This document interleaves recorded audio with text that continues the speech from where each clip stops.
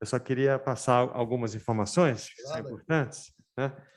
A despeito do tema, do nome da comissão externa ser para debater o manual de crédito rural, o deputado manifestou a intenção de os trabalhos não ficarem limitados ao manual de crédito rural. Os trabalhos não ficarem limitados ao manual de crédito rural. Isso aqui que eu falo por aí. O microfone está aberto. E então, na verdade, o escopo é maior do que o crédito rural. O deputado também está aceitando sugestões em toda a legislação atinente, não somente ao crédito rural, mas também em todo o universo de financiamentos do setor agropecuário, em especial lá os títulos de crédito do agronegócio, CPR e todo esse... Testar tudo, é bem testado. Eu falei que eu não estava funcionando, nós vamos testando. Só um instantinho. Gente, por favor, tem alguém com o áudio aberto, está dando interferência aqui na sala.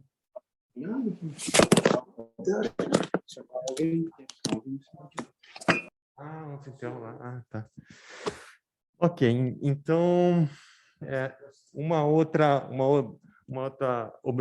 observação é que, a despeito de sugestões serem apresentadas na reunião de hoje, o deputado solicita que seja encaminhada essas sugestões formalmente à comissão externa, por intermédio do e-mail que os senhores receberam o convite, né? Para que essas informações e sugestões possam ser processadas, avaliadas e, se for o caso, o grupo que está assessorando o deputado entre em contato para eventuais esclarecimentos, troca de tirar dúvidas, etc. E um último aspecto, antes de iniciar os trabalhos, só para esclarecer, que nessa comissão externa o deputado Jerônimo está sendo assessorado por uma equipe.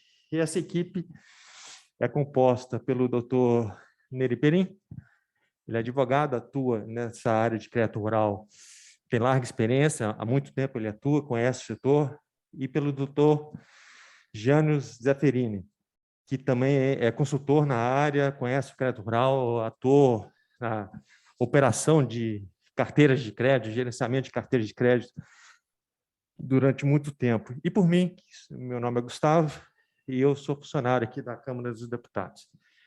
Bem, para dar sequência aqui e iniciar os trabalhos, eu vou convidar o senhor Célio Porto, coordenador técnico da Comissão de Política Agrícola do Instituto Pensar Agro, IPA. Célio, a palavra está com você. Boa tarde a todos. Eu agradeço o convite que foi feito ao presidente do IPA, o ex-deputado Nilson Leitão. Ele ia viajar, não sei se já está viajando para o Mato Grosso, e pediu para eu representá-lo.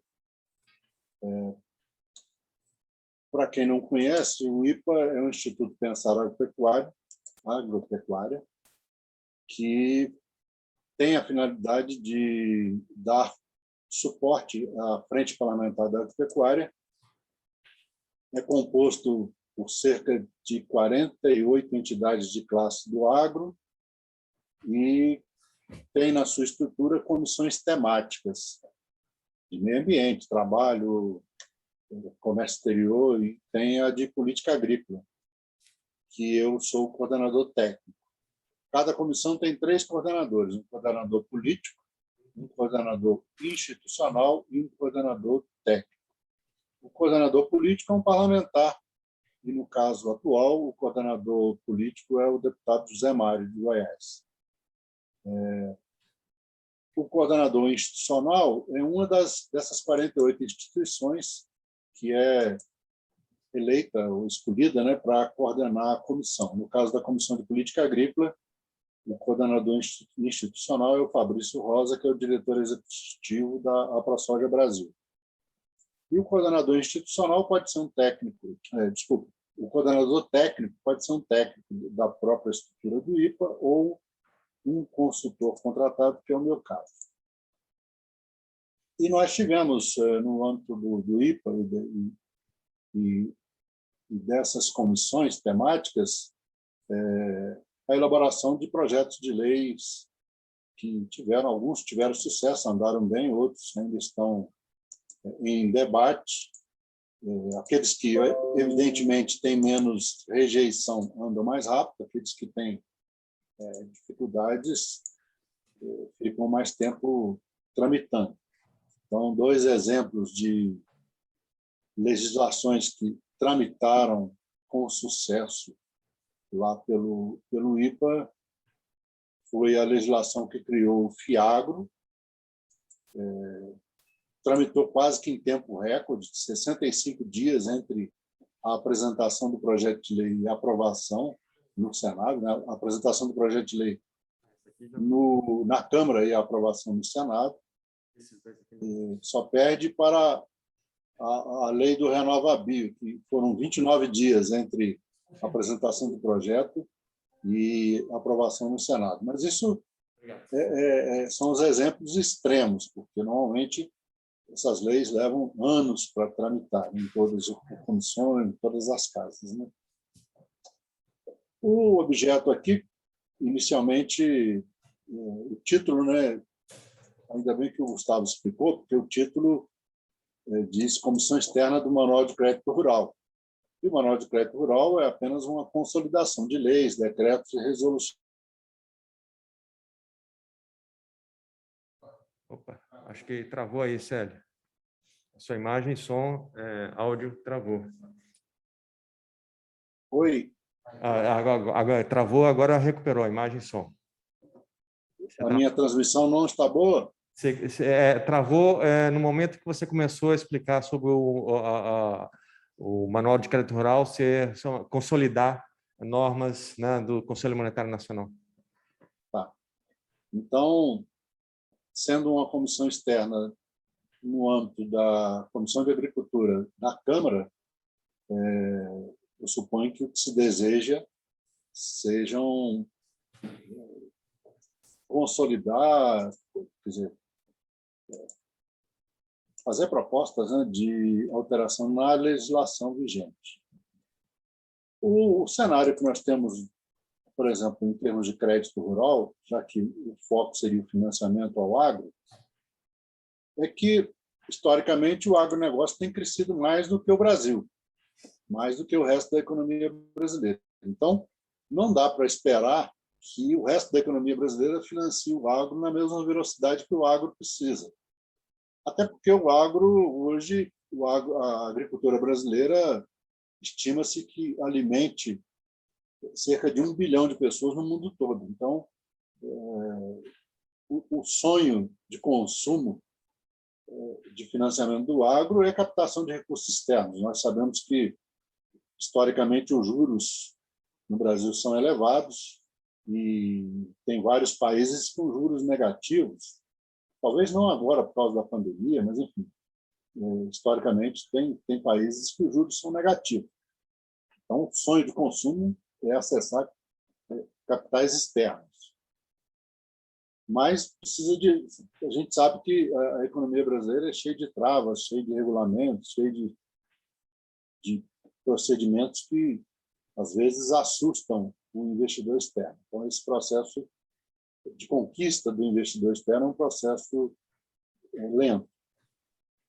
E o crédito rural tradicional, ele tem a principal fonte dele, quer dizer, as principais fontes são a poupança rural, que permite o Banco do Brasil ter um protagonismo grande no crédito rural, um percentual dos depósitos à vista, recursos do BNDES, que derivam do FAT, que é o Fundo de Amparo ao Trabalhador, e os fundos constitucionais, no caso do Norte, Nordeste e Centro-Oeste. Eu sempre ouvi dos bancos, nas reuniões, né, que os bancos privados, principalmente, só aplicam no crédito rural, no montante que aplicam hoje, porque são obrigados.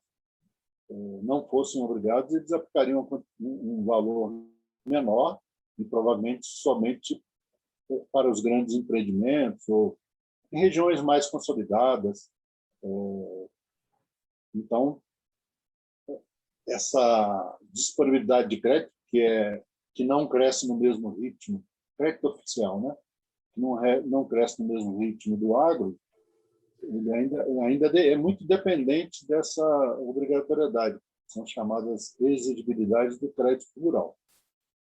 O sonho do Ministério da Economia, do Banco Central, é acabar com essas exigibilidades que existem para o agro, existe para a área habitacional e outras áreas da economia, micro, pequena empresa, etc. O sonho do Banco Central e do Ministério da Economia é acabar com isso e deixar o crédito livre, porque isso reduziria a taxa média de juros da economia. Mas isso seria feito em detrimento exatamente desses setores que são beneficiados pelo crédito direcionado. O crédito rural tem problemas também das exigências regulamentadoras do Banco Central. Mais à frente eu vou falar sobre isso, que desestimulam o crédito rural. Quer dizer, o banco aplicar em crédito rural exige aprovisionamento de capital, tem regras que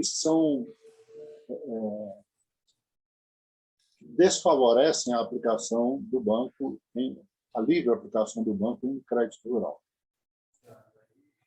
Eu não sei se foi final de 2019 ou início de 2020, mas acho que foi no primeiro semestre de 2020, foi criado, por iniciativa da Frente Parlamentar da Agropecuária, um grupo de trabalho de desregulamentação do crédito rural, do qual participaram a FEBRABAN, as entidades do agro, os ministérios da Agricultura, da Economia, Banco Central, e o objetivo era fazer uma análise das dificuldades existentes no crédito rural e propor simplificações, racionalizações. A conclusão desse grupo de trabalho ficou da seguinte forma: o Ministério da Agricultura, com o apoio dos demais, fez 3 propostas, vamos chamar assim, as principais propostas, assim, estruturadas em 3 eixos.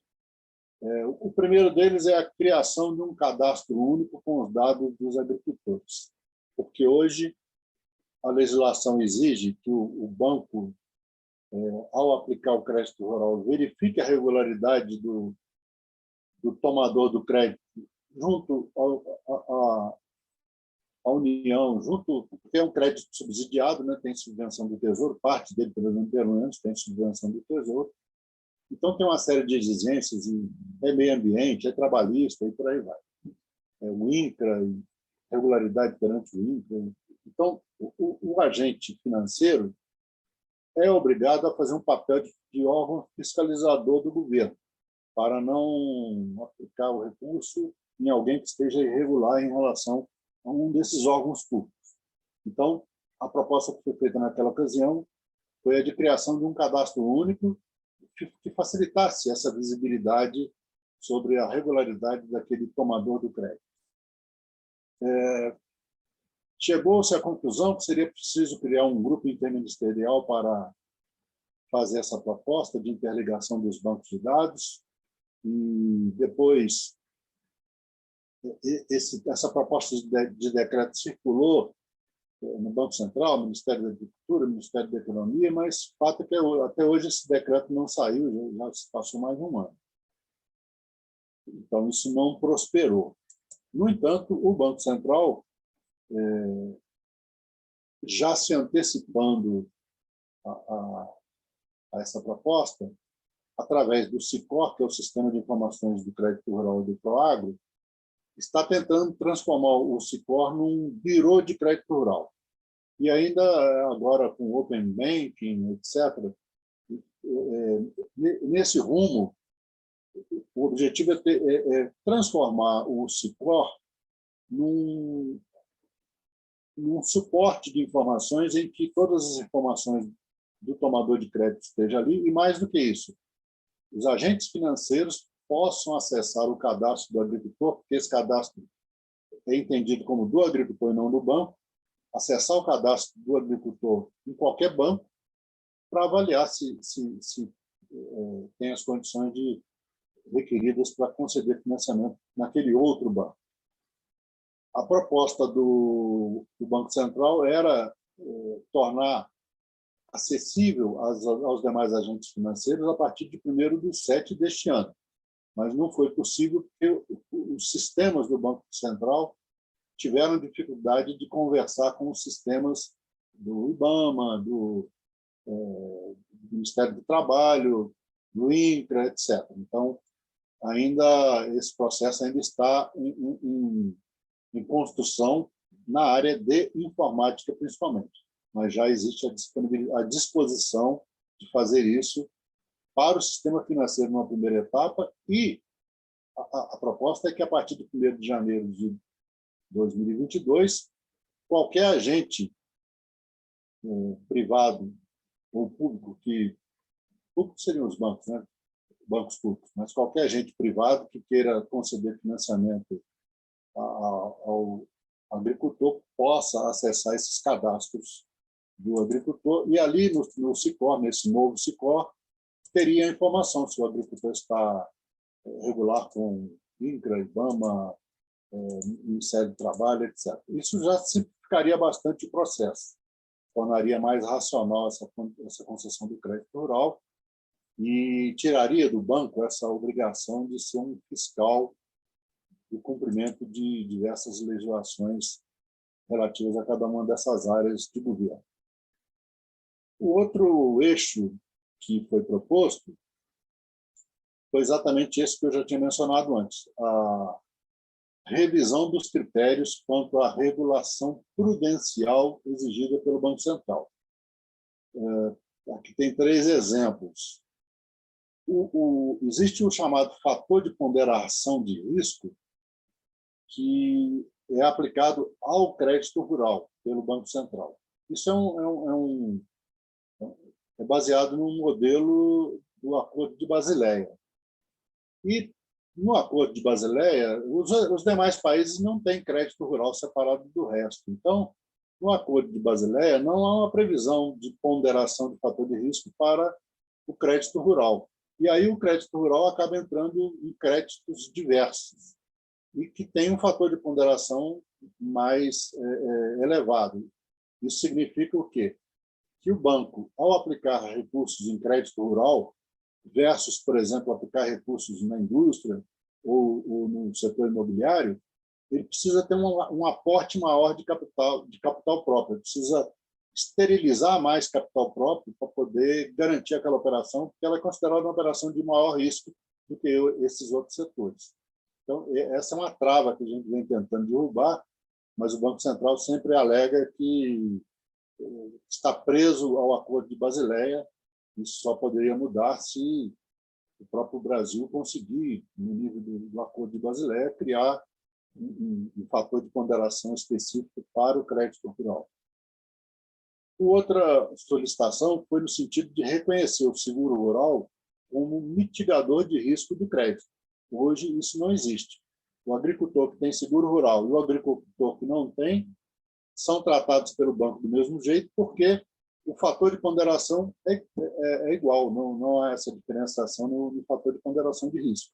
Então, para o banco, mesmo que ele reconheça que o seguro rural é um mitigador de risco, ele não pode fazer nada porque o critério do Banco Central não privilegia esse agricultor que tem o seguro rural. E as empresas de seguradoras, muitas delas internacionais, maiores até que muitos bancos brasileiros, são tratadas nesse processo como empresas de risco. E o último ponto que foi colocado nesse conjunto de desregulamentação prudencial é de equiparar o fator de ponderação de risco do agricultor pessoa física ao de pequenas e médias empresas, porque, como o agricultor, em sua maioria, é pessoa física, também nesse critério de regulação prudencial, pessoa física tem um fator de risco maior do que pessoa jurídica. E aí os agricultores são penalizados por isso. Então, a proposta foi de equiparar o agricultor pessoa física às pequenas e médias empresas, mas nem isso também avançou. E sempre o Banco Central se escondendo, vamos dizer assim, atrás das regras do Acordo de Basileia. Bom, outros entendimentos que foram feitos no âmbito deste grupo, para dar encaminhamento nesse sentido de desregulamentação do crédito rural, foi uma profunda simplificação do Manual de Crédito Rural, porque o Manual de Crédito Rural tinha, se não me engano, 500 páginas ou mais, então era muito difícil só especialistas para entender como navegar ali no Manual de Crédito Rural, e hoje a gente sabe que os bancos são cada vez mais máquinas, né, para atender a gente, aplicativos, etc. Então, isso também dificultava. O Banco Central fez essa primeira simplificação, entrou em vigor, se não me engano, no dia 1º de maio, mas ainda está bastante extensa. Precisaria, de preferência, eles migrarem o Manual de Crédito Rural para um aplicativo, algo assim, que facilitasse. O exemplo lá do Ministério da Agricultura. O zoneamento agrícola de risco climático também era assim, centenas de portarias e páginas, mais páginas de diário oficial para serem consultados. Eles conseguiram transformar num aplicativo, ficou muito mais fácil a consulta. Mas, no caso do Manual de Crédito Rural, ainda não está assim. O outro processo seria acelerar a digitalização dos processos. Ainda existem muitas exigências de entrega física de papéis e documentos. Isso passa também um pouco pela digitalização de processos no âmbito dos cartórios. Isso é uma dificuldade que também a gente tem uma outra frente de discussão no âmbito do IPA e da Frente Parlamentar da Agropecuária sobre esse tema. E, por último, a proposta de tirar do agente financeiro essa responsabilidade de fiscalizar o tomador de crédito. Além daquilo que eu já falei, do SICOR fazer esse papel de acessar os bancos de dados, ainda assim existe um entendimento que se poderia aproveitar. Tem uma lei, acho que é a lei do colarinho branco, que ela tem um artigo lá que poderia ser adaptado para dizer o seguinte: a responsabilidade hoje a responsabilidade das informações que são colocadas no sistema são do banco. Para dizer o seguinte: se a informação é do agricultor, então a responsabilidade teria que ser dele, ele que trouxe a informação. E isso, a lei hoje, do jeito que está, responsabiliza o banco, mesmo que a informação não seja dele. Então, isso aí também não avançou por hora, e até poderia fazer parte aí das propostas. Eu depois passo para o Gustavo aí as sugestões de redação a este propósito. Sobre a legislação do crédito rural, o trabalho mais, quer dizer, saindo agora do grupo de trabalho, né, da desregulamentação, e voltando aqui à nossa pauta, o trabalho mais denso que eu conheço, que foi feito para a revisão da legislação do crédito rural, é o projeto de lei 10.499 de 2018 do deputado Kovács Filho. Na época, ele era o coordenador político da Comissão de Política Agrícola do IPA e eu já estava como coordenador técnico. O Ivan Bonetti era o chefe de gabinete dele e, junto com o Gustavo, que está aí coordenando a reunião, e com o Leonardo Costa, que é colega dele na comissão como consultor legislativo, a gente fez, assim, ao longo de quase um ano, quase toda sexta-feira a gente tinha discussão com algum especialista, alguma entidade, colhendo sugestões para revisar essa legislação.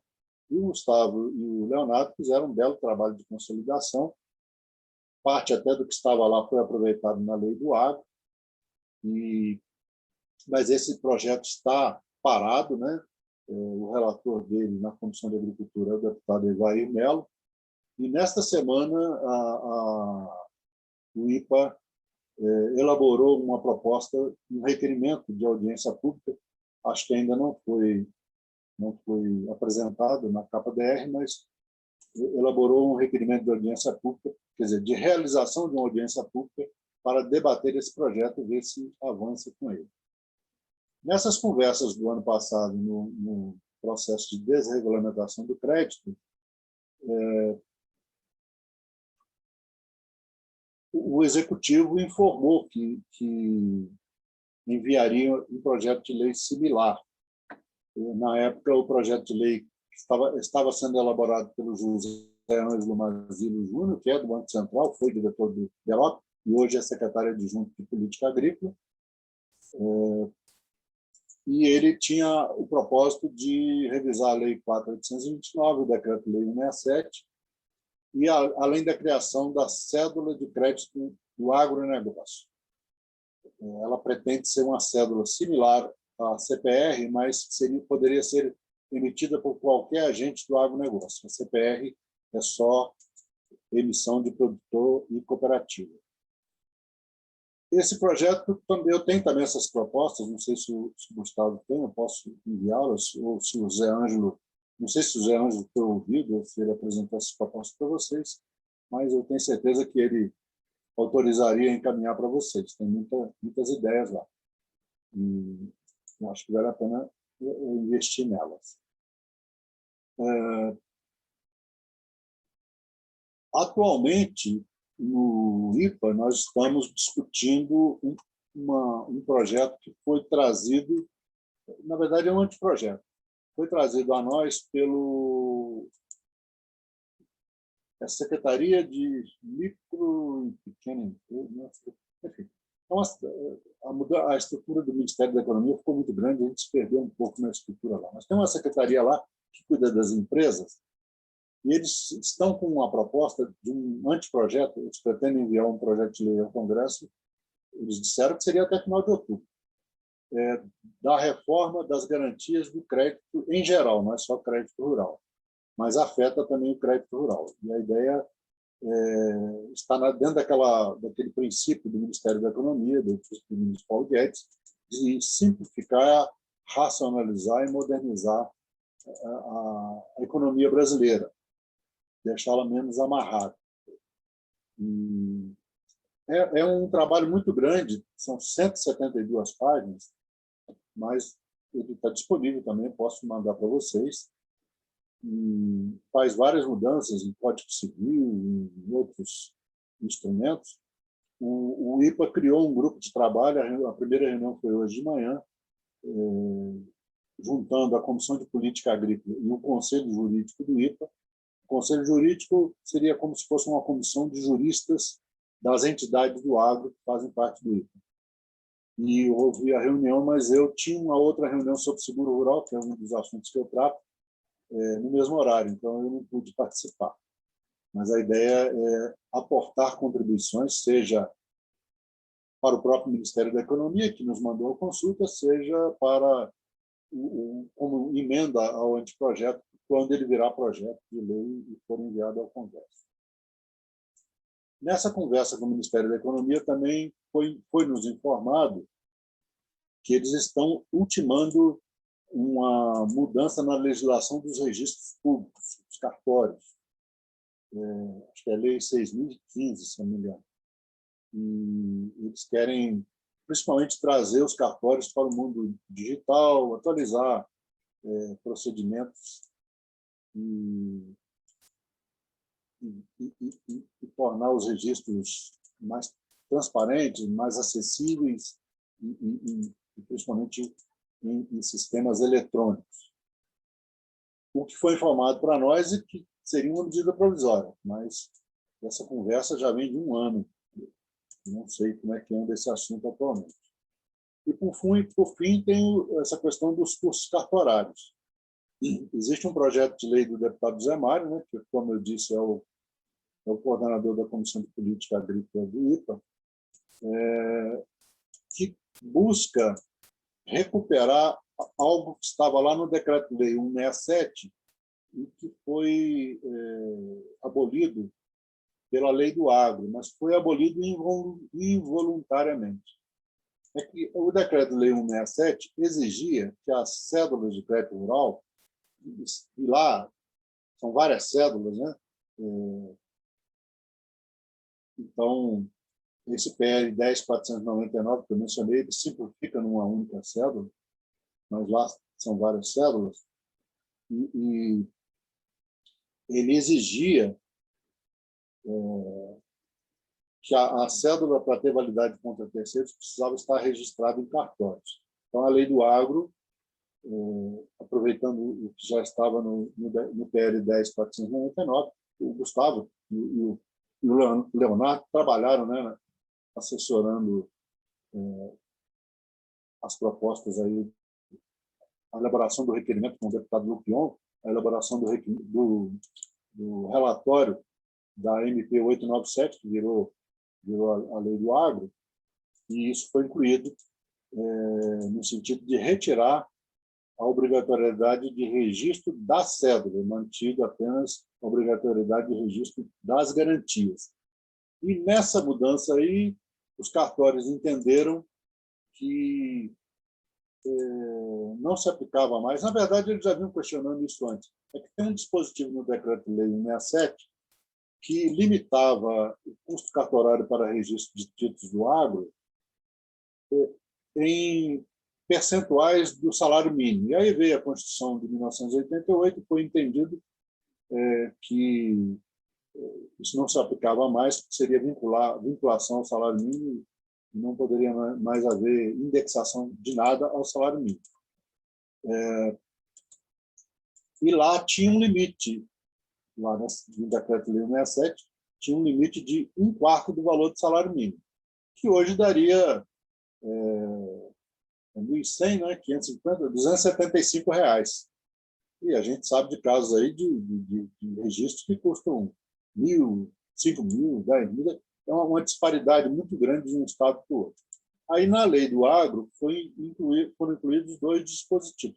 Não houve uma limitação nominal de valor, mas houve uma limitação de percentual do valor do título, e houve também um outro dispositivo, porque tem, no caso dos custos cartorários, cada estado, Poder Judiciário local, Defensoria Pública, todo mundo quer morder um pouco dos emolumentos, então acaba elevando o valor dos emolumentos por causa desses penduricários.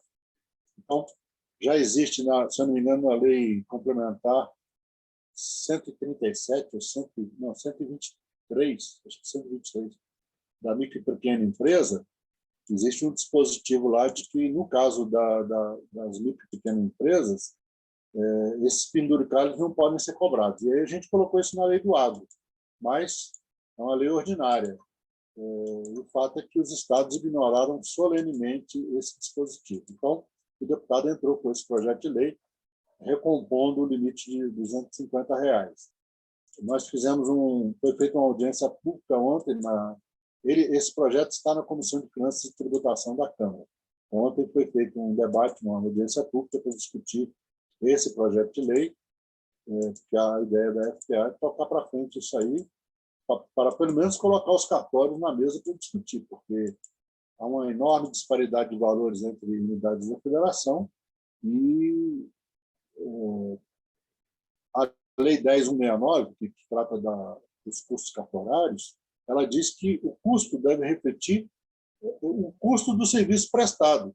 Ora, o custo do serviço prestado não está vinculado ao valor do título que está sendo registrado. Então, essas questões estão em discussão também, e é um trabalho que está sendo feito também no âmbito da FPA e do IPA. Bom, na convocatória que o presidente Nilson recebeu para falar hoje, consta lá discussões sobre a cédula de produto rural, os títulos do agronegócio, FIAGRO, patrimônio rural em afetação. Eu acho que cédula de produto rural, o que tinha que ser feito para melhorar foi feito na lei do agro. Eu não estou lembrado de imediato assim, algo que ainda tenha ficado para trás. Nos títulos do agro também, grosso modo, acho que tudo que entrou de propostas, não houve muita objeção, a não ser que tenha ficado faltando alguma coisa por descuido. Era muita coisa, e como era uma medida provisória, tinha prazo de tramitação, os trabalhos foram acelerados, então pode ter ficado alguma coisa para trás. FIAGRO é uma legislação muito recente, ainda está... o produto, o fundo, está em desenvolvimento, começaram a surgir os primeiros fundos agora. Acho que não cabe mudança dessa legislação por hora. Já foi difícil, né? Porque ao ir para a sanção, houve vetos quanto à parte tributária e a Frente Parlamentar conseguiu mobilizar os parlamentares e derrubar esses vetos. Então, o FIAGRO ele foi copiado dos fundos imobiliários, mas ele ficou melhor que os fundos imobiliários, inclusive porque admite outros lastros, como outros fundos e títulos do agro, e não apenas terras, que foi o objeto inicial do fundo, imitando o fundo imobiliário, que seriam imóveis, né? E o ofício encaminhado para o presidente do IPA fala também no patrimônio rural em afetação. Sim, cabe muitos aperfeiçoamentos, porque foi uma ideia que nasceu também lá no IPA, bem lá atrás, foi o projeto de lei 2053, eu não lembro de que ano, mas acho que é 2008, não, 2008 não, 2014, 2015, eu não lembro de que ano. Na época foi subscrito pelo deputado Roberto Balestra, que hoje não é mais deputado. Na época ele era o coordenador político da Comissão de Política Agrícola do IPA. E esse projeto, por ser uma novidade, não houve nem emendas, e ele passou direto na Câmara sem nenhuma emenda, foi para o Senado. Lá no Senado, o então senador Ronaldo Caiado apresentou umas emendas com sugestões do Ministério da Fazenda na época. Essas emendas foram incorporadas, ele voltou para a Câmara e estava para ser apreciado no plenário quando veio a Lei do Agro. E aí se teve a ideia... Bom, desculpa. Ele estava para ser apreciado no plenário da Câmara dos Deputados, e aí, lá no âmbito do IPA, a gente começou umas discussões porque prevê o registro público, o registro em sistema eletrônico de escrituração, etc., regulamentado pelo Banco Central, e a gente começou, então, a discussão com essas entidades B3, CERC, enfim, Serasa e tal, para ver como é que funcionaria esse sistema de registro desses títulos. E aí foram colocados advogados especialistas em títulos dessa natureza para subsidiar o IPA, e se verificou que, daquele jeito que estava a redação, o projeto não ia ficar de pé, não ia funcionar. Então, a gente já tinha chegado a uma conclusão de que o melhor era, ao aprovar na Câmara, vetar alguns artigos, regulamentar por decreto ou por um outro projeto de lei.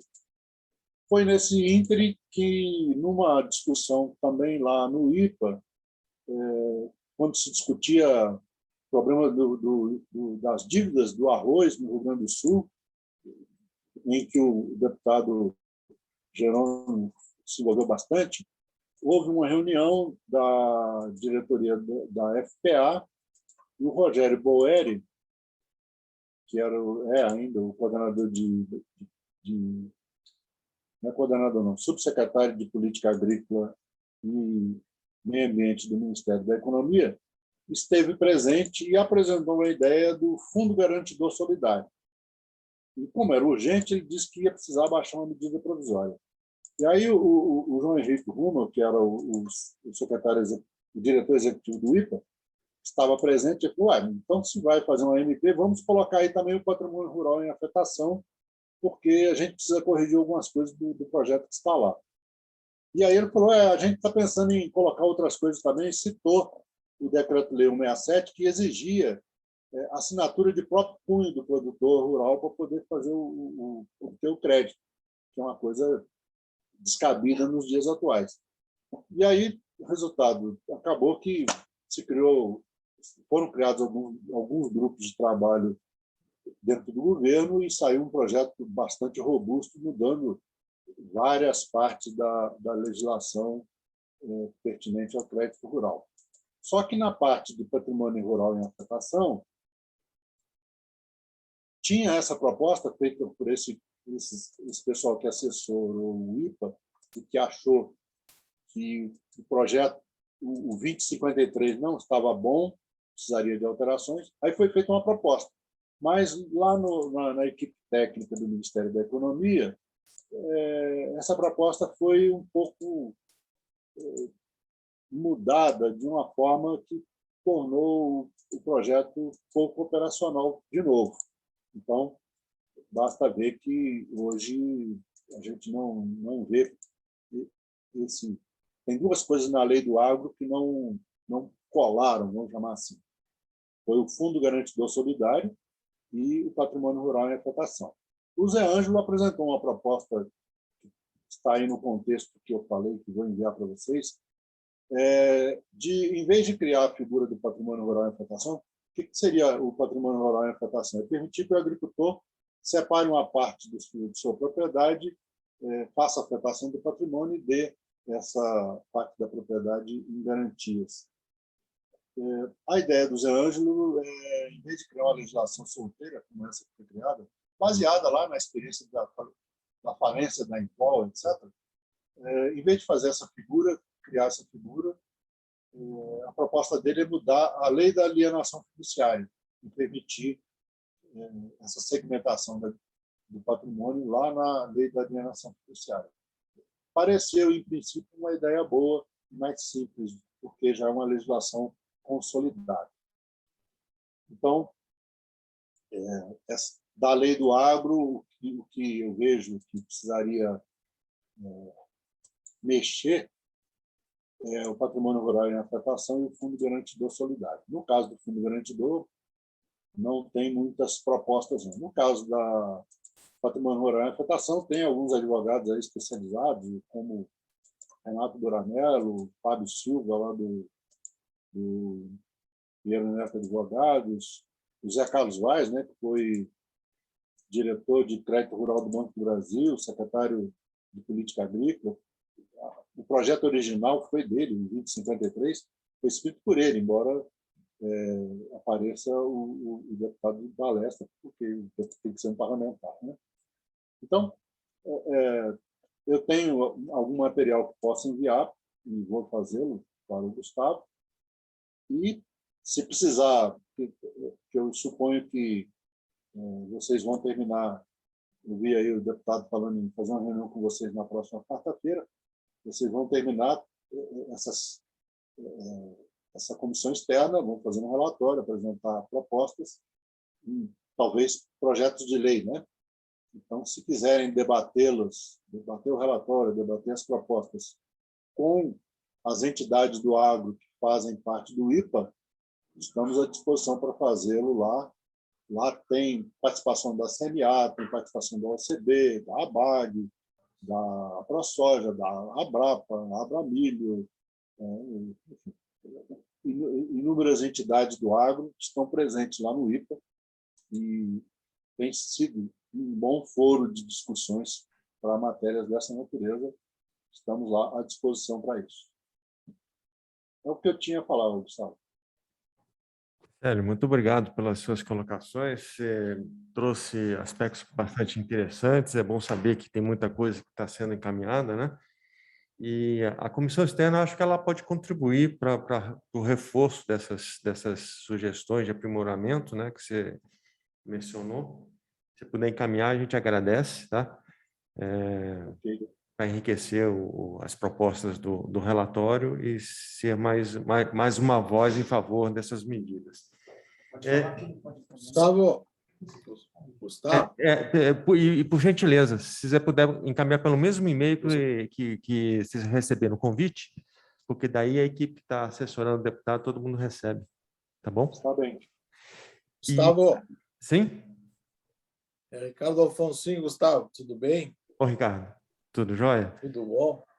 Um abraço aí para o amigo Célio Porto, para o Neri, estão participando, para os demais colegas. Célio, eu só queria lembrar aqui Você falou aí das duas leis lá que tiveram aprovação rápida. Nós tivemos o ano passado, foi o ano passado, a da recuperação judicial do produtor rural. Conseguimos, embora ela estivesse tramitando há muito tempo, mas depois que entramos lá junto com o deputado Alceu, em 3, 4 meses conseguimos colocar. Não sei, nunca sai com o que a gente gostaria, mas terminamos fazendo um texto aí que desse alguma segurança para o nosso produtor, para nossa desse tema que vinha com tanta polêmica. Eu só queria lembrar essa aí. Verdade. Parabéns aí pelo resumo que você fez, muito bom, pleno acordo com esse resumo, muito bom. Não sei se foi ouvido. Não, obrigado novamente, Sérgio Porto, pelas colocações. E aí eu estou pensando em fazer o seguinte na dinâmica aqui, deixar, se alguém tiver alguma dúvida, quiser fazer algum comentário sobre as colocações do Sérgio Porto, fica à vontade. Eu acho que na sequência a gente faz isso com as outras apresentações. Pode ser? Se alguém tiver alguma dúvida direcionada ao Célio, eu queria iniciar com duas perguntas, Célio. De qualquer forma, Gustavo, eu vou ficar aqui acompanhando até o final, viu? Vai ficar, né? Ok. Vou. A doutora Tereza também? Doutora Tereza está presente? Tereza Cristina. Desculpa. A senhora está comprimida pelo tempo? A senhora está comprimida pelo tempo? Não, eu estou com tempo, sim. Eu estou com tempo. Eu quero te cumprimentar, eu quero dar parabéns aí ao Célio Porto. E, sinceramente, Saulo, eu estou aqui como aprendiz. Estava escutando o Célio falar, não é um assunto que eu domino, mas foi muito bom assim escutar o Célio, fiz algumas anotações aqui. Estou com vocês. Ok, obrigado. Eu vou endereçar duas perguntas iniciais ao Célio, e em seguida fica aberto para todo mundo. Célio, você tem alguma informação acerca alguma posição da FPE em relação à participação das agrofintechs no repasse de recursos obrigatórios da poupança rural? Porque há uma demanda nesse sentido, se vocês já estudaram o assunto, se tem alguma observação a esse respeito. O segundo ponto seria sobre o registro de garantias móveis, porque no passado relativamente recente, vamos dizer aí uns 2 anos, né, pensou-se em algum momento admitir o registro de garantia de móveis, de bens móveis, nas mesmas entidades registradoras das CPRs, aquele registro novo da CPR, né? Como uma alternativa, uma concorrência aos cartórios, ao sistema cartorial. Você tem alguma informação a respeito desses dois assuntos? Sim. Em primeiro lugar, esqueci de mencionar, né, mas a Sociedade Rural Brasileira também faz parte lá do IPA e tem uma presença marcante lá. Sobre as agrofintechs, eles até chegaram a agendar uma vinda a Brasília e iriam, porque tem uma associação deles, né? Iriam ter uma audiência com a ministra Tereza Cristina e depois iriam lá no IPA, no Banco Central, iriam em alguns lugares. Mas aí a ministra teve que viajar, cancelou a audiência e eles desistiram da vinda. A gente tentou fazer contato com eles para ver se ainda fazia pelo menos uma reunião virtual, já que eles não viriam mais a Brasília, porque nós também tínhamos interesse nessa conversa com eles, mas percebemos que eles ainda estão um pouco descoordenados, ou talvez sem uma clara liderança, algo assim. Eles têm uma associação e essa associação faz parte da Câmara Temática de Crédito, Seguro e Comercialização do Ministério da Agricultura. Mas quem coordena essa comissão é o Fernando Pimentel. Eu não sei eu não tenho participado, não sei se eles têm participado lá. Mas eu não tenho muito o que dizer em termos de propostas ou o que a gente poderia ajudar para a participação deles. O Banco Central tem trabalhado um pouco nesse assunto, então talvez o pessoal do DEROP possa te dar alguma notícia melhor do que eu. Quanto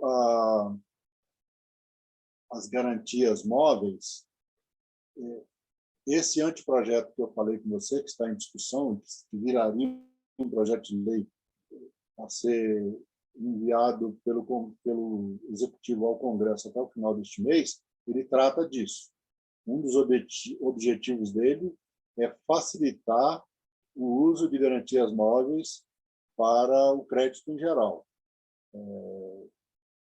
E aí eles consideram, por exemplo, estoques, maquinário, enfim.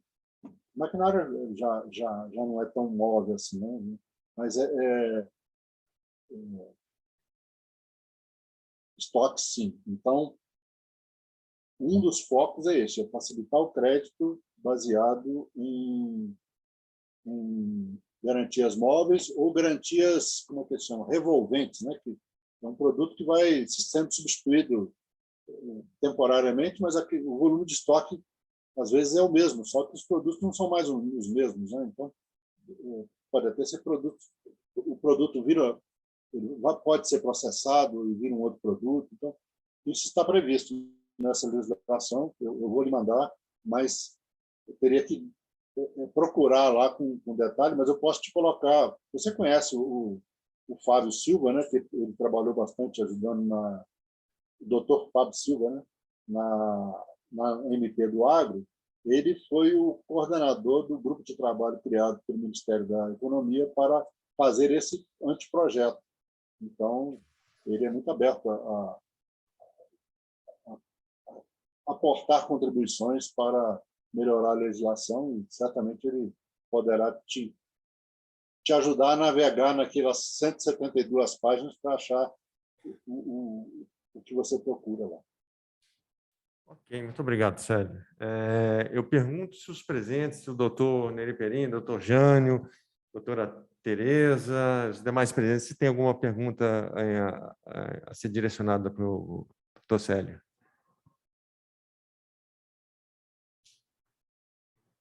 Bem, então vamos dar seguimento ao... Tem uma pergunta, Gustavo, tem uma pergunta. Boa tarde. Doutor Célio, boa tarde, prazer em vê-lo, prazer em estar com o senhor novamente. Sobre a questão de Basileia, nós sabemos que as operações de risco AAA ou risco A têm provisão zero, basicamente, ou são consideradas como autoliquidez, garantidas por CDBs, recursos, etc.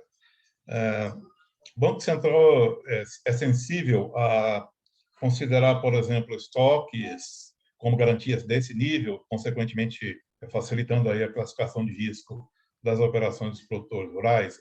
Houve alguma conversa nesse sentido? E outra questão é que todas as operações de crédito rural elas têm garantia real, ou penhor de safra ou hipoteca, fator também que mitiga risco. E, por último, uma última questão é que as prorrogações de operações de crédito rural elas são sempre consideradas pelo sistema financeiro como uma renegociação com agravamento de risco. Isso implica em maior provisão, consequentemente, mais dificuldade de realizar as prorrogações, mesmo naqueles casos em que está absolutamente comprovada a incapacidade de pagamento. Então, creio que talvez esses pontos a gente possa abordar para que isso não seja fator de agravamento de risco, consequentemente, tendo impacto em Basileia. Lá no Banco Central, este assunto é no DENOR. Bom, a diretoria é a mesma, é a diretoria de regulação, se eu não me engano, que o diretor é o Otávio Damasio. O Otávio Damasio já trabalhou lá no Ministério da Agricultura, trabalhou no Ministério da Fazenda na época, e hoje é diretor do Banco Central já há algum tempo. Isso é na diretoria dele. Abaixo dele tem o DEROP, que é o Departamento de Crédito Rural e Proagro, e tem também esse DENOR, que é o Departamento de Normas de Regulação do Sistema Financeiro. Esse tema é lá no DENOR. E a gente percebe que é meio um muro bem grosso. A gente bate lá e volta, bate, volta, bate, volta. Os parlamentares foram muito incisivos nisso. Vocês conhecem o deputado Alceu Moreira, na época, ele era o presidente da Frente Parlamentar da Agropecuária, aquele vozeirão dele falava duro, mas batia no muro e voltava. Eles não são muito abertos. Agora, só para qualificar, né? Tem dois tipos de provisionamento aí. Tem o provisionamento do risco agricultor, risco tomador do crédito, que estaria vinculado a essas questões que você falou, e tem o risco setorial, que aí é que está o problema maior, porque o crédito rural entra como demais créditos. E aí entra junto com pessoa física, com cartão de crédito, tudo aí que tem risco mais elevado do que o agro. Mas, olha, tem sido uma barreira meio difícil, porque é um muro alto e muito forte. A gente bateu lá várias vezes, nem arranhou o muro. Viu? Mais alguma pergunta? Obrigado, Célio. Então, eu vou convidar o senhor Ricardo Afonso, presidente da Comissão Especial de Direito Agrário e do Agronegócio da SEDA OAB Rio Grande do Sul. Gustavo, estão me escutando? Sim, perfeitamente. Eu não sei se a minha outra participação foi escutada ali, que eu entrei, eu acho que fiquei sem som ali. Eu quero dar o meu abraço aí. Estava com som, sim. Estava sim, Ricardo. Bom, então tá bom. Estava ok. bom. Eu saudei o Célio ali, o Neri, não tinha visto que a nossa presidente Terezinha também estava presente, então minha saudação a todos. Eu achei muito importante esse resumo que o Célio, com a sua experiência aí de tantos anos, né, trouxe desse histórico, né, do nosso velho crédito e com a situação atual da lei do agro, do FIAGRO, né, que nos permite hoje uma outra condição, né, nosso próprio plano safra desse ano abriu para os outros bancos já, e eu acho que tem um belo caminho para ser trilhado aí de simplificação, assim como o Célio trouxe. Né? Nós temos o manual de crédito está completamente fora de época, né? de condições para atender o nosso setor hoje precisa. Então, eu acho importante, eu sempre também bati muito nesses dois pontos da lei do agro que não iam funcionar, né? No fundo solidário, e no outro na questão do patrimônio rural e afetação, porque me pareceu, eu sempre, desde o início, né, ele veio torto e fora do nosso contexto da questão do agro. Mas eu, assim, fico muito feliz de podermos juntar um grupo tão bom, aí, tão qualificado, para fazer andar isso aí e atualizar isso tudo, trazer para o mundo de hoje o nosso manual de crédito rural, e que ele tenha, a partir daí, efetividade, essas coisas que não foi capacidade de pagamento, tudo isso que vinha, que nunca não funciona há bastante tempo, como deveria funcionar, né, passe a funcionar e dar assistência, especialmente para o médio pequeno produtor que não tem acesso, às vezes, a esse novo crédito. Então, acho muito importante essa comissão aí externa que foi criada, a iniciativa do deputado Jerônimo, e ficou à disposição aí para ajudar no que for preciso. Um abraço.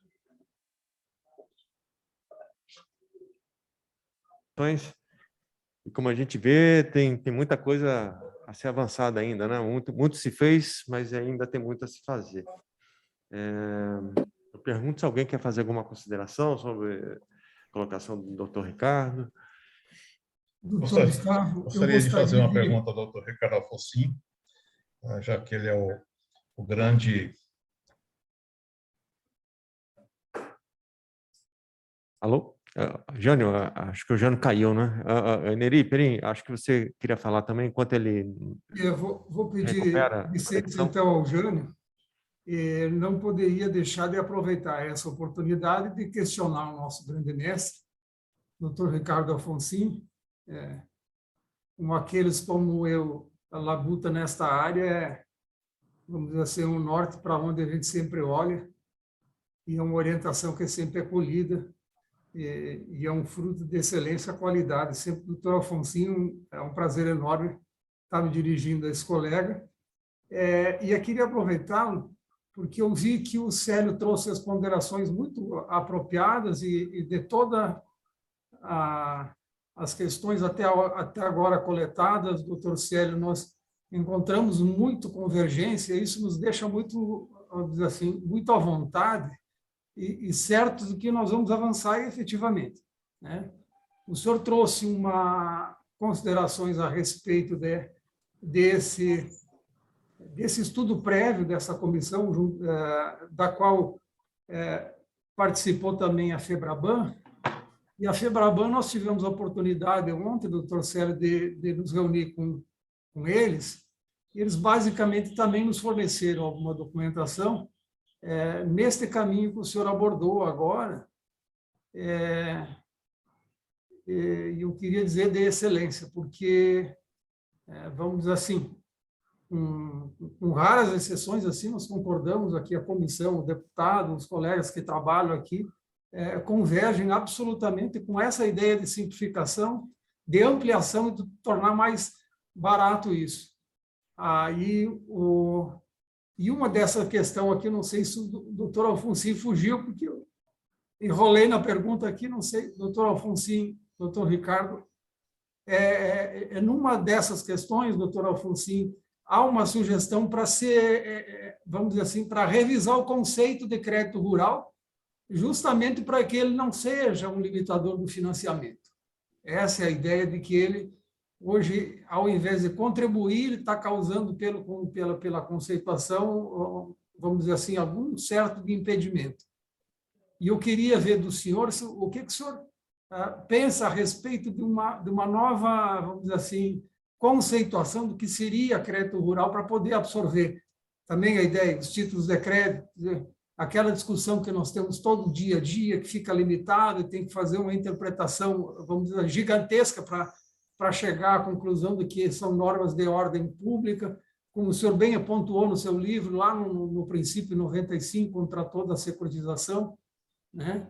Uma obra que nós temos na cabeceira aqui e é consultada diuturnamente.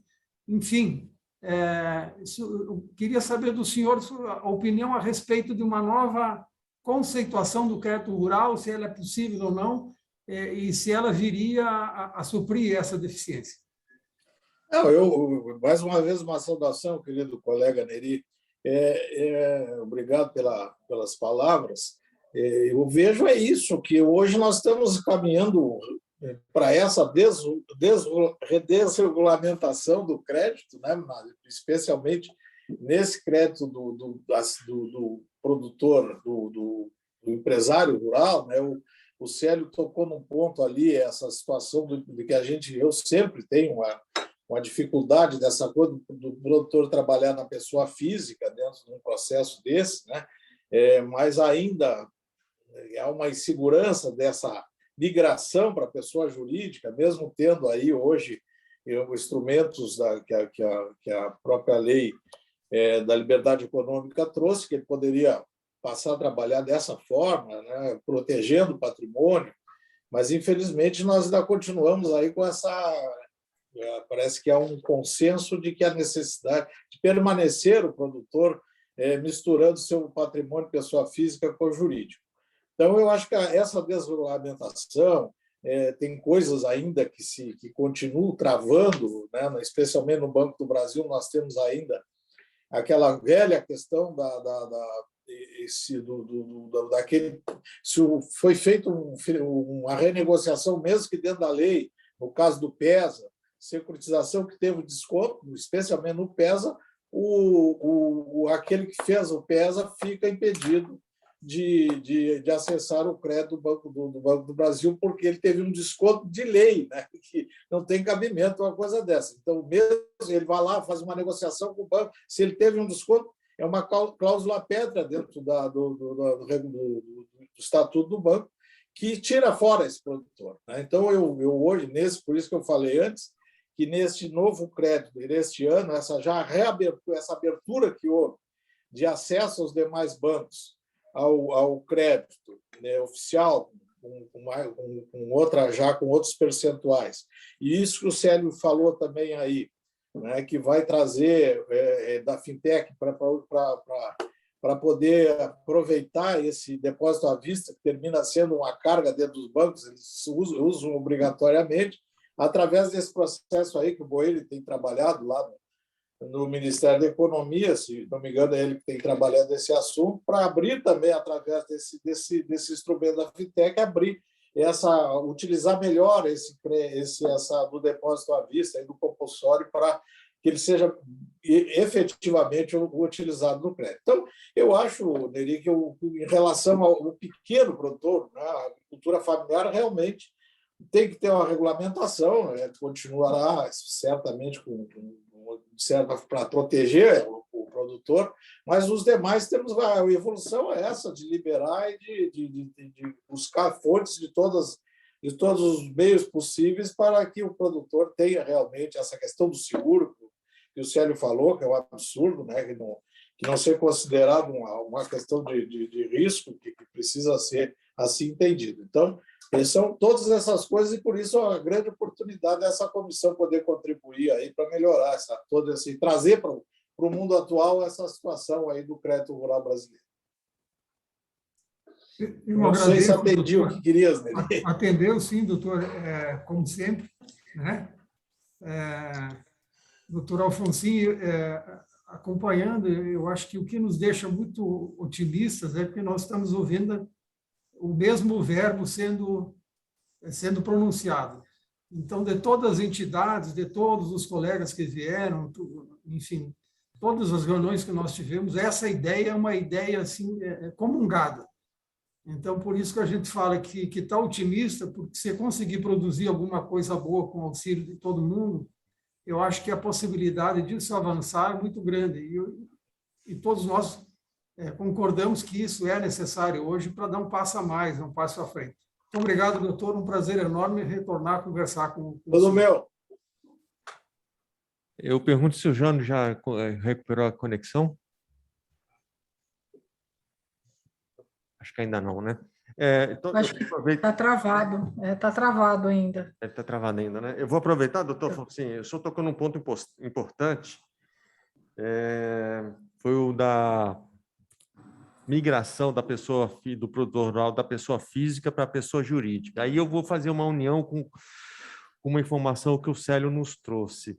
Ora, se o Banco Central ele está reestruturando o Sicor de forma a que o próprio produtor rural insira informações lá, por que não usar também esse Sicor como uma base para que gradativamente no futuro, essa base seja usada para a migração do produtor rural da pessoa física para a pessoa jurídica? Eu estou unindo aqui a informação que o Célio Porto trouxe, né, dessa alteração que está sendo feita lá no Sicor, e com a sua ponderação da necessidade e dos benefícios que seriam obtidos com a pejotização do produtor rural. Talvez seja o caso... Teria que trabalhar, o Gustavo, mas nesse caso teria que trabalhar fortemente o regime tributário para que ele migrasse junto, né? O produtor não pode ser onerado nessa migração, ele tem que ter as mesmas e melhores vantagens do que tem hoje. Sim, teria que ser um trabalho, assim, acho que de governo amplo, né? Mas se vislumbra aí uma possibilidade, porque o Sicor meio que vai estar reunindo alguns dados, alguns cadastros, que feita essa reunião de dados que estão espalhados em vários sistemas, vários órgãos, meio que facilita, né? Prepara o caminho para o produtor rural migrar para a pessoa jurídica, claro que com tratamento adequado e tudo mais, né? Mas imagino ser possível isso. Bom seria se o pessoal lá no Banco Central... Como é que o Célio pensa isso? Célio Porto está conectado ainda? Tá. Não, essa questão... Acho que o Célio caiu, gente. Não, voltou aqui. Está aí, Célio. Foi ressuscitado. Na minha idade eu não posso cair, não, senão eu não levanto. Levanta. Essa questão da chamada pejotização do produtor rural já é uma discussão antiga, né? Eu lembro que na época que a Cátia Abreu estava na CNA, ela acho que contratou o professor Guilherme Dias, né, que foi secretário de Política Agrícola, para tratar deste assunto. Ele avançou bastante e depois acabou ela desistindo por dada a dificuldade de superar esse problema tributário. Depois, no âmbito do IPA também, a gente iniciou essa discussão e, de novo, não avançamos pela mesma questão. Houve uma proposta, eu teria que recuperar isso, seria porque tem um problema do patrimônio, né? Porque o patrimônio do agricultor está avaliado, está a valores históricos, né? E ao entrar na empresa pessoa jurídica, para valer a pena, teria que estar com valores atualizados. Mas A aí legislação tem que prever isso também. A legislação tem que prever isso. Pois é, teria que pagar imposto. E aí, como é que fica? Não, não pode, não pode. Exatamente. Então, tinha uma proposta nesse sentido, eu teria que recuperá-la. De imediato, eu não estou lembrado. Na própria atualização do VTN, né, poderia conseguir trazer para um valor atual e ingressar com esse valor. E agora, na própria reforma que está prevista aí, né, que poderia também fazer a atualização, aquele dos 4%, pagaria um imposto.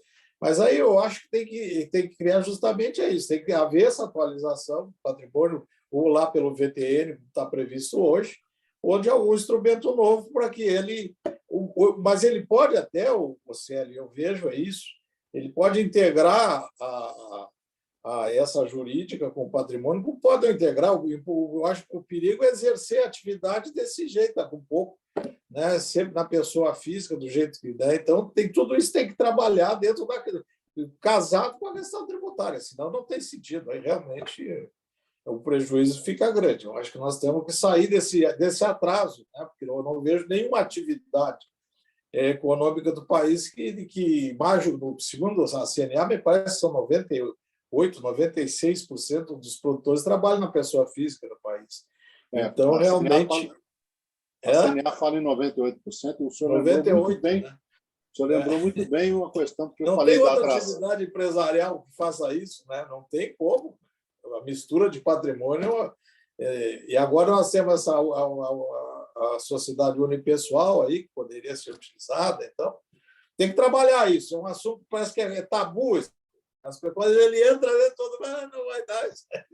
E fica para lá, fica para depois. Né? Mas eu acho, né, até para a própria recuperação judicial, para tudo isso, ajuda muito. Né?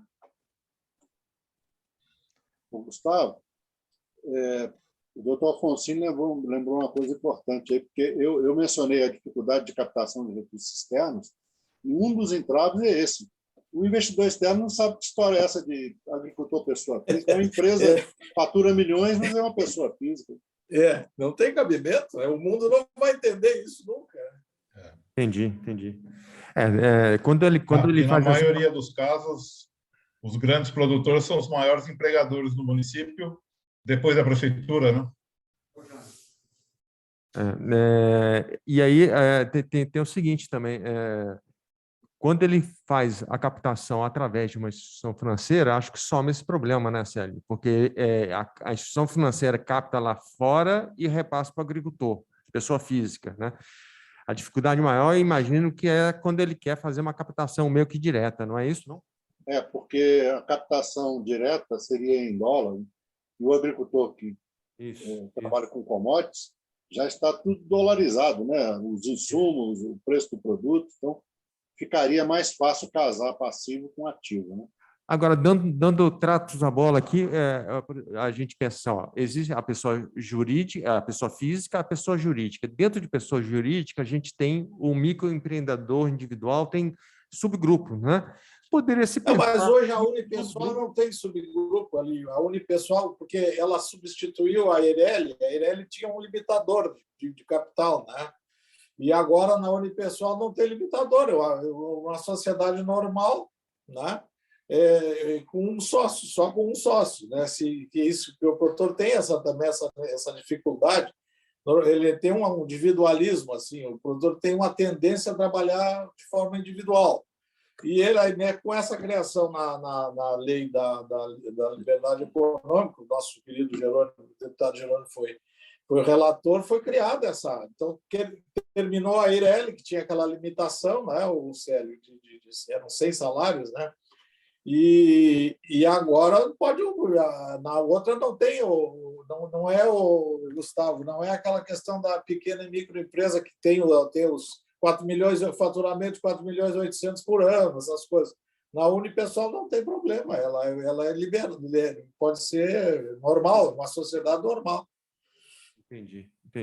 Talvez seja o caso, se houver mais algum aspecto nessa legislação que necessite ser adequada para que haja uma adesão do produtor rural maior, talvez agora seja uma oportunidade boa, né?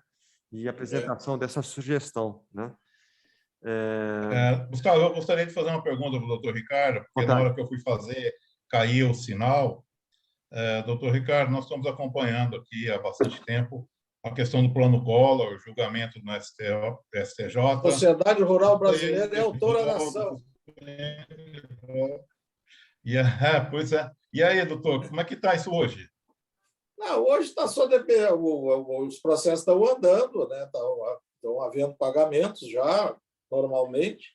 Existe um recurso, um agravo interno que está para ser julgado a qualquer momento, completamente sem chance de reverter nada. Então, a coisa, chegamos realmente estamos nos últimos dessa luta de 30 anos aí. Célio acompanhou também isso bastante. Então, eu acho que esse fato aí vai trazer um dinheiro para o produtor também, para poder aplicar aí na atividade e tal. É uma luta que não tem mais volta agora. Ok, doutor Ricardo Afonsinho, obrigado pelas informações, mais uma vez, pelos esclarecimentos. E eu vou passar a palavra agora para a doutora Tereza Cristina Vendramini, presidente da Sociedade Rural Brasileira. A senhora está com a palavra, fique à vontade.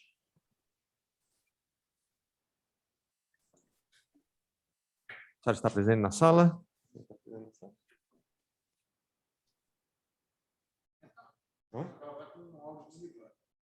A senhora está com o áudio desligado, doutora Tereza. Desculpa. O vídeo está acionado. Não. Desculpa. Estamos com áudio.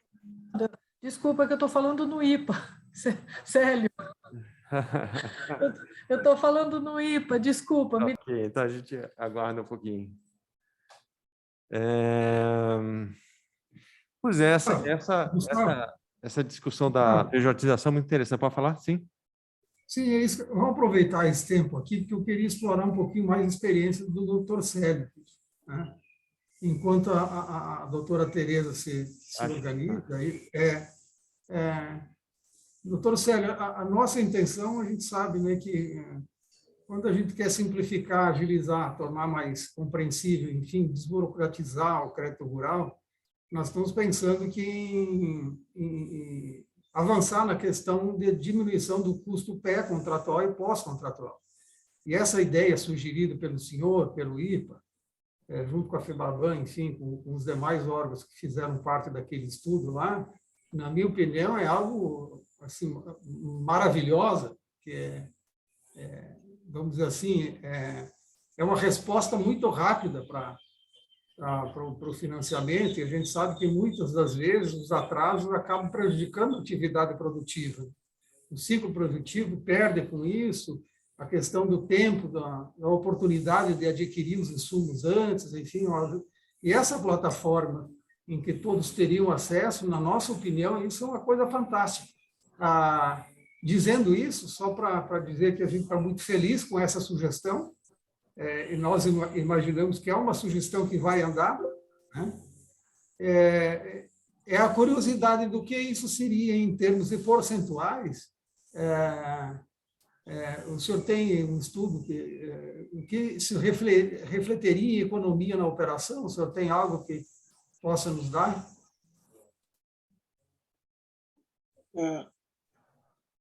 O Banco Central, quando fez as propostas para esse grupo de desregulamentação, eles fizeram um arrazoado bastante grande, mas não sei se tem essas estimativas lá, não. Mas eu vou dar uma olhada e vejo, mas de pronto eu acho que não existem essas estimativas.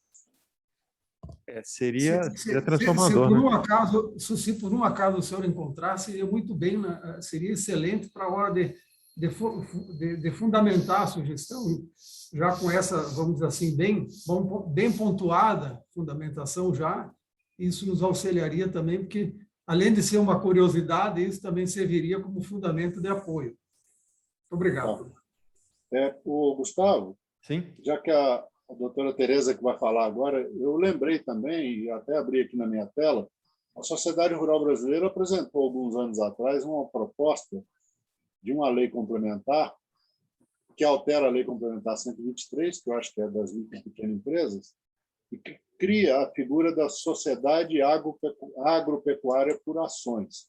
Isso foi discutido também no âmbito dessa alternativas de transformar o agricultor pessoa física em pessoa jurídica. Eu vou te mandar também esse projeto. Ok, valeu, obrigado. Para que ele está aqui na minha tela, né? A Sociedade Agropecuária por Ações, né? autora, né? Sociedade Agropecuária por Ações, é isso? É. Tá, ok, obrigado. Eu pergunto para a doutora Tereza Cristina se ela já está disponível. Estou aqui, estou assim, desculpa, viu? Primeiro, desculpa, mas eu, sinceramente, o IPA ligou aqui, a Maísa, Célio, estava falando aqui comigo, então eu saí, eu não escutei até as últimas falas aí de vocês. Tá, Mas só para esclarecer, que eu no posso? último momento a gente estava conversando sobre a possibilidade de pejotização a partir de um comentário do doutor Afonso, né? A gente estava discutindo a possibilidade e eventuais vantagens da pejotização do agricultor, né? Bem, a senhora está com a palavra, fique à vontade. Olha, eu sinceramente, eu quero agradecer a oportunidade de estar aqui e teve alguma fala, assim, bem rapidinho, né, que me chama atenção, falando em produtor rural, são 3 coisas muito básicas aqui que eu vou falar, que o Célio falou, que é a questão dos cartórios, né? Qualquer questão, quando a gente fala de produtor rural, tem uma coisa que incomoda muito ele fala, o Célio sabe disso, né? Essa questão dos cartórios é uma coisa que o produtor está sempre questionando isso daí, né? Eu acho que isso não evoluiu, né, Célio? É uma coisa que ainda está, que ainda a gente não foi nem para lá e nem para cá, certo?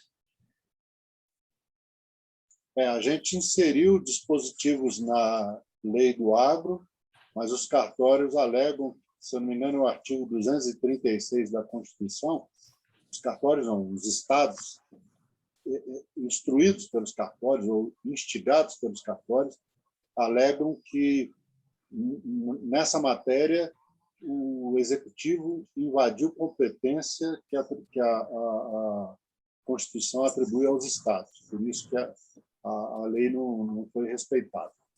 E esse é o drama. É sempre haver um questionamento judicial de que a lei federal está invadindo competência estadual. Só uma outra informação. Você tinha comentado também que haveria um problema de incompatibilidade entre lei federal e lei ordinária e lei complementar, né? Não, o que eu disse é que a Lei Complementar 123, ela prevê que os penduricalhos não serão cobrados nos emolumentos da micro e pequena empresa. E a gente colocou isso na lei do agro e os cartórios dos estados não respeitaram.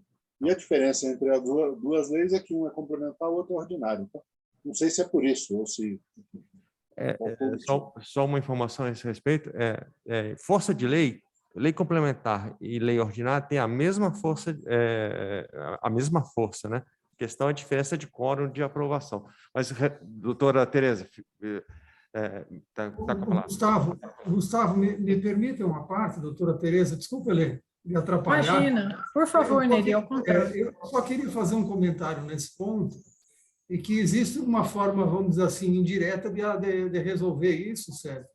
Se a gente for na legislação que criou o título, que exige, por exemplo, o registro, né, e alterar lá, por uma lei ordinária também, dizendo que não há necessidade desse registro, ou esse registro pode ser feito eletronicamente, enfim. Entendeu? tem como aí o cartório lá continua com a sua razão constitucional e a lei não obriga mais o registro neles, né? Talvez para as garantias móveis, né? Mas para garantias imóveis, os cartórios dizem que é constitucional esse direito, essa atribuição deles. Olha, eu só levantei esse ponto e vou falar de mais dois só, porque, sinceramente, são os que, né, assim, estando junto com os produtores rurais, eu sou pecuarista, e andando assim perto lá da onde eu trabalho, isso daí é uníssono, né? As pessoas reclamam demais. A gente está falando aqui de coisa tão maior, né? Legislação de crédito rural, esse manual, a gente elaborando, sinceramente, parabéns aí para o Célio, o trabalho que ele faz, títulos do agronegócio, mas aí quando o produtor, pequeno produtor, ele vai lá fazer um financiamento pequeno, e ele tem que ir no cartório e deixa um dinheiro que para ele é significativo, isso é uma coisa, sabe, nós estamos falando de coisas que eu vejo que são, lógico, super importantes, mas a gente tem uma coisa ali do dia a dia que, que bom que o Ricardo entrou aqui também, né? Que isso incomoda demais o produtor, né? E às vezes ele até fala, deixa eu pedir para o Ricardo também colocar, ele fala assim, puxa vida, eu peguei tantos reais, né? Estou falando de uma maneira muito simples, né? E ele paga R$2.000, R$3.000, que para ele é muito dinheiro, às vezes até mais, né? No cartão. Não, e além disso, presidente, eu vejo o seguinte, a cada ano tem que renovar aquilo, né? Então, o Sérgio já tinha falado antes aí, a possibilidade daquela garantia ficar, não há necessidade de a cada ano levar o registro novamente. E aí o repique desse custo absurdo, né? A questão do registro é quase impeditivo, às vezes, do crédito. Né? Ele é tão violento hoje, esse regimento de custas e coisa, e a cada ano, as mesmas garantias, né? Normalmente você tem que pagar novamente, não tem sentido. Né? Então, isso é uma questão que vem sendo trabalhada, o Célio já falou aí, de eliminar essa burocracia. Quer dizer, aquilo fica a cédula, continua mesmo, só libera o dinheiro, não precisa mais, né, fazer outra e levar registro. Isso é uma coisa tão simples, eu acho que isso é fundamental que aconteça. É só uma, né, sinceramente, mais uma vez, é só uma contribuição no sentido de que a gente está discutindo coisas que eu acho que com certeza são importantes aí. Tem uma coisa muito simples, que é essa daí, e outra que eu até ouvi vocês falando, mas o telefone tocou, dos penduricalhos, que eu não sei o que o Célio falou, mas é um tal de, ainda existe isso muito aí no Brasilzão, do produtor ter que, né, comprar um consórcio, ter que comprar um seguro. Venda casada, né? Então, isso é uma coisa muito grande, e esse produtor que não é tão esclarecido, está tão desesperado aí para pegar um financiamento, que ele acaba pegando isso também. Tá? Isso eu escuto muito, eu vejo, eu ando, né, no meio aí do interior, no Brasil, eu escuto isso daí dos meus parceiros aí, sabe? Eu acho que são coisas que não sei se daria para caminhar um pouco nisso. Tem outras duas coisas que o Célio falou, que eu acho muito importante, né, o patrimônio rural de afetação, isso daí, essa discussão que eu aprendi um pouco aí com vocês, né, a importância disso daí caminhar, e o fundo garantidor, Célio, que pelo jeito é uma coisa que não andou, é isso. Né, até você falou da Sociedade Rural Brasileira, eu tenho um vice-presidente, que é o Renato Diniz Junqueira, que tem aí um projeto de um fundo garantidor, que acho que ele conversou com você, não foi, Célio? Eu não sei se ele chegou aí, a gente apresentou o Braban, não? Eu não lembro dele ter falado. Não. Tá. A gente, é uma ideia do Renato, que né, também de um fundo garantidor, que isso daria, né, um pouco de segurança para os dois lados também. Né? Então, são duas coisas muito, sinceramente, perto da discussão de vocês, muito simples aí, mas que eu acho que daria um pouco, né, um olhar para o produtor rural, né, que daria um pouco de, sei lá, de segurança. E o fundo garantidor, pelo que eu vi, daria um pouco de segurança aí para os dois lados, né, para que esse crédito não fosse tão, né, tão difícil para a gente como é. Eu acho que é isso, não tenho muito mais do que, mas estou aqui com vocês. Muito obrigada. Obrigado, doutora Tereza. Eu queria adicionar um aspecto. A senhora demonstrou, por favor, muita preocupação com o cartório, a questão do registro das garantias, né? Aham. Na Câmara, aqui no Congresso, é muito recorrente entre os parlamentares reclamações, né, que repercutem aqui dentro. Eu só queria lembrar que lá em 2004, a Lei 10.000, a lei que criou a cédula de crédito bancário, tá? Ela permitiu às instituições financeiras a criarem, abrirem contratos de abertura de crédito. Então, aí, qual era a ideia? Do mutuário pegar uma garantia de bem imóvel, por exemplo, vincular essa garantia ao contrato de abertura de crédito. Esse contrato de abertura de crédito seria válido, e isso está na lei, está em vigor. Esse contrato seria válido, por exemplo, por tempo determinado, vamos dizer 5, 6 anos. E ao longo dos anos, desse período, o mutuário iria pegando cédulas filhas desse contrato maior de abertura de crédito, que já estaria garantido pela garantia inicial lá, que foi concedida uma única vez. Então, ele pegou um custeio, matou o custeio, pegou outro custeio vinculado a esse contrato de abertura de crédito. Então, essa é a ideia que já está na lei e que, não sei por qual razão, não funcionou. Se a FPA, ou se vocês tiverem alguma informação a esse respeito, da razão de não estar sendo praticado, né? Que Gustavo, você lembra que daquele... Pode falar, Ricardo. Você lembra que no evento em cima do Plano Safra, que foi feito aí na comissão, o Boeri falou muito nisso aí. Eu acho que isso é uma coisa que vem sendo trabalhada para... Quando nós tivemos aquele evento lá tratando do Plano Safra ali, esse assunto foi... E o Boeri, pelo que eu me recordo, ele disse que estava sendo trabalhado para evitar esse repique aí de cada ano ter que assinar uma nova cédula e a cada ano ser levado ao registro, justamente usando essa lei que veio lá do nosso 2004, do nosso Roberto Rodrigues, Ivan Vedequim, dessa turma aí. Isso mesmo. Está bem claro lá. E a CCB, a Cédula de Crédito Bancário, hoje responde por mais de 30% de todas as cédulas realizadas no âmbito do crédito rural. Mais do que cédula de crédito rural ignoratícia, hipotecária e tudo. Então, a CCB é um instrumento mais utilizado hoje no âmbito do crédito rural. Imaginava-se na época que beneficiaria esse comando que existe dentro da CCB iria beneficiar muitos produtores, mas ao que parece não, né? Seria importante a gente saber identificar a razão disso. Né?